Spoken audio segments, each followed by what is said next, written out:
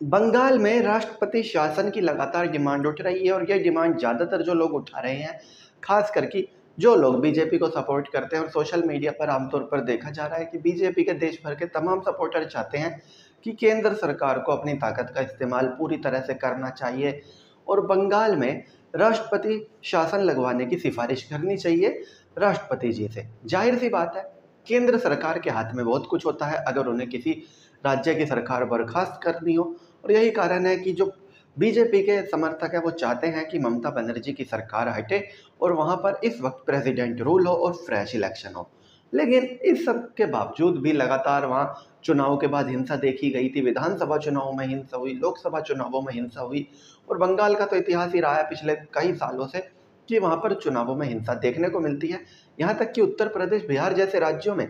शांतिपूर्वक चुनाव हो जाते हैं, लेकिन बंगाल में ऐसा देखने को नहीं मिलता। इसके बावजूद भी लगातार प्रेसिडेंट रूल चाहने वाले लोगों को निराशा हाथ लगती है और प्रेसिडेंट रूल बंगाल में नहीं लगाया जाता। अभी जो कोलकाता का केस है उसके बाद भी इस तरह की डिमांड चल रही है, लेकिन हकीकत तो यही है कि अभी भी प्रेसिडेंट रूल लगना वहाँ पर काफ़ी मुश्किल है और केंद्र सरकार, या यूँ कह लीजिए भारतीय जनता पार्टी, ये रिस्क बिल्कुल भी नहीं लेगी। मान लीजिए कि वहाँ पर प्रेसिडेंट रूल लग जाता है, उसके बाद महीने बाद, 2 महीने बाद या 6 महीने बाद फ्रेश इलेक्शन कराने होंगे और ममता बनर्जी इस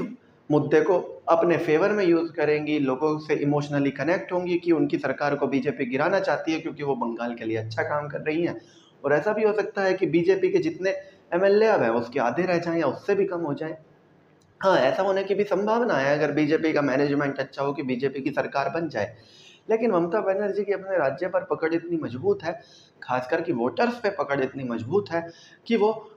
इस मुद्दे को भी अपने फेवर में ही यूज़ करेंगी, और यही कारण है कि लगातार केंद्र सरकार बंगाल में प्रेसिडेंट रूल लगाने से बचती है और वो चाहती है कि लॉ ऑर्डर बना रहे और राज्य सरकार ही लॉ एंड ऑर्डर संभाले, और अगर राज्य सरकार से कोई चूक हो तो उस मुद्दे को बुलाया जाए चुनावों में और लॉ एंड ऑर्डर को एक मुद्दा बनाया जाए चुनावों में।